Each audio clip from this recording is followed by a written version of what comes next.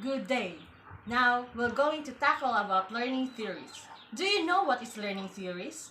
Well, learning theory is defined as a process that brings together personal and environmental experiences and influences for acquiring, enriching, or modifying one's knowledge, skills, values, attitudes, behaviors, and worldviews.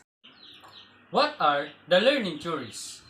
Began in earnest until the early 20th century, but curiosity about humans learn dates back to the ancient Greek philosophers Socrates, Plato, and Aristotle. Learning theory describes how students receive, process, and retain knowledge during learning. Now, here are the 5 educational learning theories. First is behaviorism. Behaviorism, as simply psychology put it, behaviorism is only concerned with observable stimulus response behaviors as they can be studied in systematic and observable manner. Learning is based on a system of routines that drill information into a student's memory bank as well as positive feedback from teachers and educational institution itself. If students do an excellent job, they receive positive reinforcement and are signaled out for recognition. Second, constructivism. Constructivism. The learner builds upon his or her previous experience and understanding to construct a new understanding.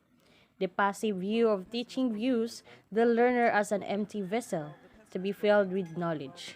Explains simply psychology, whereas constructivism states that learners construct meaning only through active engagement with the world, such as experiments and real-world problem solving.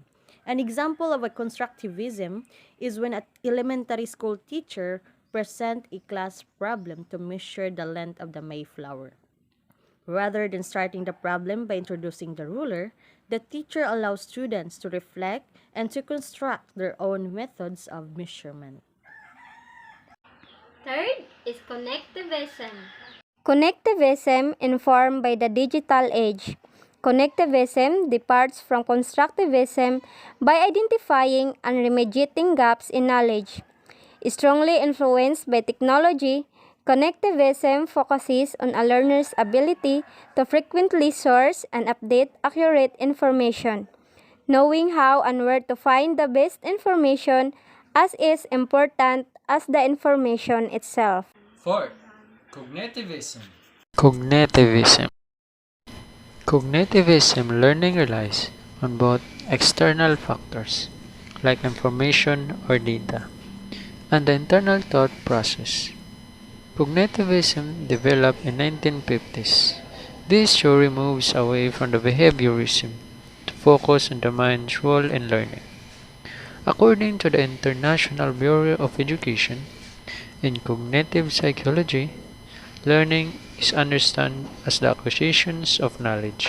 The learner is an information processor who absorbs information, undertakes cognitive operations on it, and stocks in it in Fifth, humanism. Humanism, a learner-centric approach in which the potential is the focus rather than the method or materials. With the understanding that people are inherently good, humanism focuses on creating an environment conducive to self-actualization. In doing so, learners' needs are met and they are then free to determine their own goals while the teacher assists in meeting those learning goals.